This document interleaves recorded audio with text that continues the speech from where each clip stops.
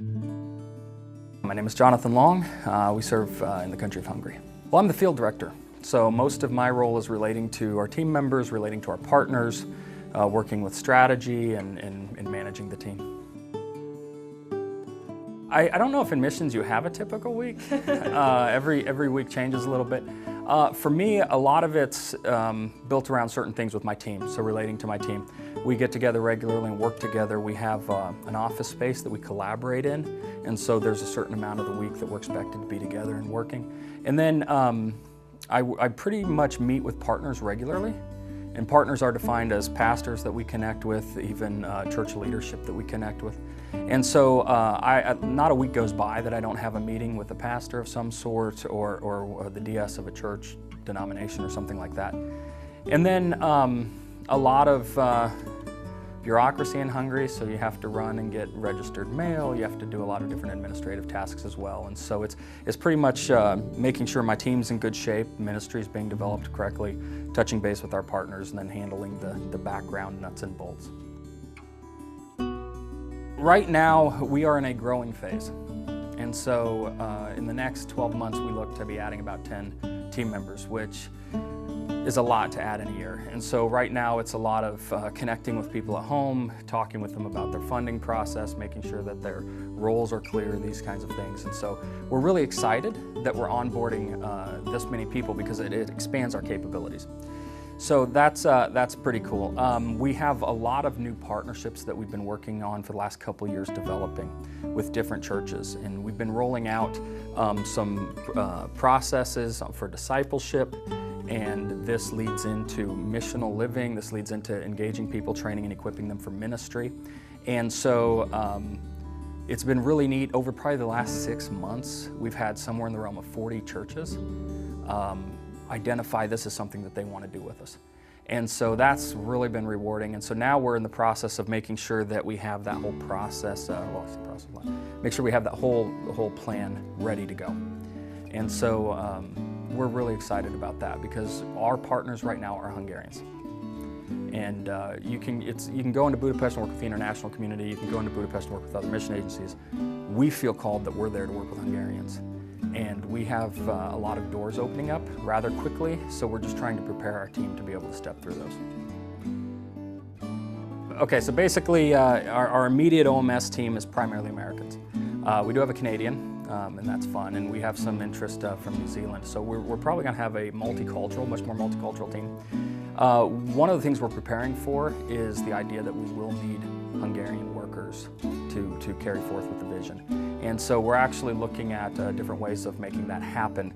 And we do have probably somewhere in the realm of about 20 or 25 Hungarian volunteers that work with us at any given time, whether it's through English camp or translation, helping with different ministries. And we're actually finding them very receptive to the ministry that we're kind of moving into. So we do have a lot of Hungarian volunteers, but so far none of those Hungarians are what we would call paid staff or anything like that. I would say one of the biggest challenges we're facing is right now spiritual warfare. We recently had a meeting where we all came together and I shared with the team, I'm kind of vulnerable and at times, and I shared with the team, I said, you know, this is something I'm really struggling with. And I know that it's spiritual warfare because it doesn't make any sense.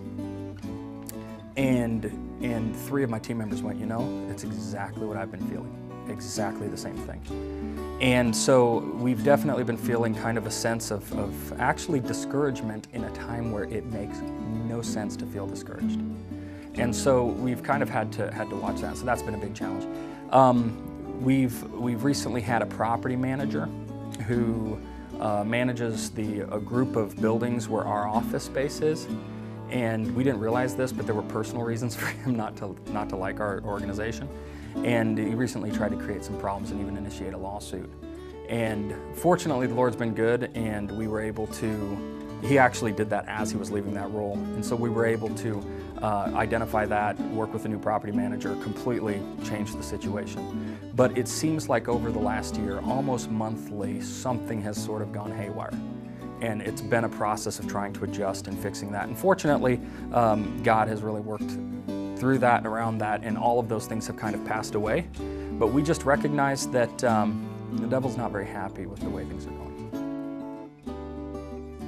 Going back to, I mentioned that our team was growing. The people that are joining our team are people that I have walked through the last couple of years with. They've come for English camps, they've come for internships, and you get an opportunity when they come to sit down and talk about what their passions are, how they see God leading them. And then when they go home, you get the opportunity through text messaging or Skype calls to sort of continue that process. And many of them have come back in that last year and said, hey, listen, God has called us to come and join your team in Hungary. The time is now. We want to join your team. And when you feel like you've invested and you've been a part of their life for a year or 2 years and watched all that grow, it's an incredible feeling when they come back to you and say, we want to be a part of this. We want to be on the team. And so that's been a big victory. Our Ministry Center project that has been multiple years in the making is closing in on being completely finished. And I'll be honest with you, it looks better than we thought it would. So it's always cool when things turn out better than you had planned. And so that's been a huge victory. And then just the relationships. Honestly, it takes forever to build relationships in Hungary. There's kind of a trust issue there with foreigners. And the level of relationships and then the affirmation of those relationships by our partners has been extremely encouraging. And so we have felt really blessed this year especially that doors have opened that we have never seen. In 27 years of OMS being in Hungary, we've never had doors quite like that. And so those have been big victories for us. I had talked to people that said, oh, the Hungarians will never work with you, the church will never work with you, just do your own thing. And we went and we began to kind of share this vision with the Hungarian leaders. And initially it was, okay, sounds good, but the relationship wasn't there. And then as time went on, that changed. And as I said, this year, we've taken a huge leap forward. I was talking with the superintendent of the Methodist Church in Hungary, and he says to me the other day, he's like, Jonathan, what you're preaching isn't new. He said, this is the Methodist movement. He said, what you're talking about is recapturing what we've lost, which is why the fire's gone out. And the entire denomination has come on board in Hungary. And we have shared it with other independent churches that we work with that are part of other associations and whatnot. And what they've said is, listen, if this is something that really helps our church, we will share it with everybody that we can, And so we see a real opportunity to see discipleship, become equipping, become reaching people, because we believe the best people to reach Hungarians are Hungarians. And so just the momentum of the last several months has been absolutely astounding. I'll be honest with you, I stand in awe of God and how He has opened the doors to things that I never thought we would see. But we preach, that we're here to build the kingdom and we're here to partner with the church. And they've been very receptive to that, so. It's funny because I had a very successful career prior to God calling me into missions. And I look back at myself then and how I evaluated life and what I thought was important. And I've realized that God has changed my perspective. He's changed what I value. He's changed what it is that I want to see and what it is that I treasure. And the Bible says where your heart is, where your treasure is, that's where your heart is. And so He's changed my heart. And I get an opportunity to do something on a daily basis that, I made a lot of money for my company before, but I get an opportunity to do something on a daily basis that's kingdom work. Those are things that, money, wealth, all of those things we chase after will pass away, but the kingdom is forever. And so when you get an opportunity to be in kingdom work, honestly, I don't know how I would ever go back to making, chasing money. I don't know how I'd ever go back to doing those kinds of things because I just don't, frankly, care about them anymore. So I get to do something I care about every day. Really, I'm the luckiest guy alive, so. We want to change the country. We're not shy. And we're not shooting low. We want to see a nation changed. Simply put, our passion is Hungary. We believe that God has called us to Hungary. We want to see Hungary changed for the kingdom. We are trying to build momentum. We're trying to find and invite as many people who believe the same thing that we believe into that, and develop there's processes and strategies that can come around, but it's all driven by that singular desire. And so my goal is that as many of the right people that God calls, as many of the Hungarians that He calls to work alongside us, that we inspire, equip, lead them as much as possible. And that's really my goal this year. My goal this year is to make sure that all the missionaries coming are landed well and are put in the right position and begin the process of acclimating. My goal is that our partners would come closer to us as an organization. We become closer to them. We can further develop ministry. We can dream together. We can sweat together, if need be, bleed a little bit together, and that we'll see the kingdom expand. For the team, whenever you're bringing 10 people to a field, there's a lot of houses and apartments to find. There's a lot of language school to get set up. There's acclimation. Everybody's going through culture shock, which is a real joy. And so we just need a lot of grace for our team. Anytime you add new people, it changes the dynamic of your team. And so when you double in size, it really gives you the opportunity to see, so sort of test your culture, test your values as a team. And so we're putting a lot of work right now into bringing in how we acclimate people, but we need God definitely to bind us together.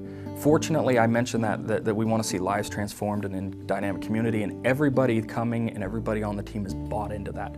So that's our common core. But there's so much that could be stressful in that process that we just hope that God is graceful to us and that we don't experience a lot of issues with that. And then we have some really key partnerships that are furthering and coming closer in development. And there's a lot of doors opening. And we're getting ready to step out and try a new process with the church for the first time. And this church has volunteered to be the guinea pig. And so we're stepping out, we're gonna work with them, and Lord willing, that goes really well, because we've got, like I said, we've got these other, 40 churches or so that have asked us to be a part of that with them. And so we're hoping that we'll get pretty close to the mark on the first try, but we'll see where we get. So I definitely appreciate prayers for that. I don't know, and I don't say this because you're World Gospel Church and so you're here, so I'm not trying to pump you up or anything. You guys do a very good job, honestly. We are in contact regularly, almost weekly, with a different group of people who are praying for our ministry and keeping in touch. Every time somebody from World Gospel ends up in the region, we seem to connect. I've connected with several people from World Gospel that have just happened to be coming through Hungary or whatnot, and so that's really, really encouraging. I actually feel like my question is what do we missionaries need to be doing to make sure that you guys can see what's going on and what we connect with. But I would just say keep praying. I can't tell you how encouraging it is to get a note from somebody, that somebody took time to write you and is asking how you're doing or is encouraging you. I would say too, something for me, we put a ton of information out on Facebook. The Long Lifeline, which is our personal Facebook page, and then One Mission Hungary, which is another. Almost daily we're putting content out there, and we're updating our blog almost weekly.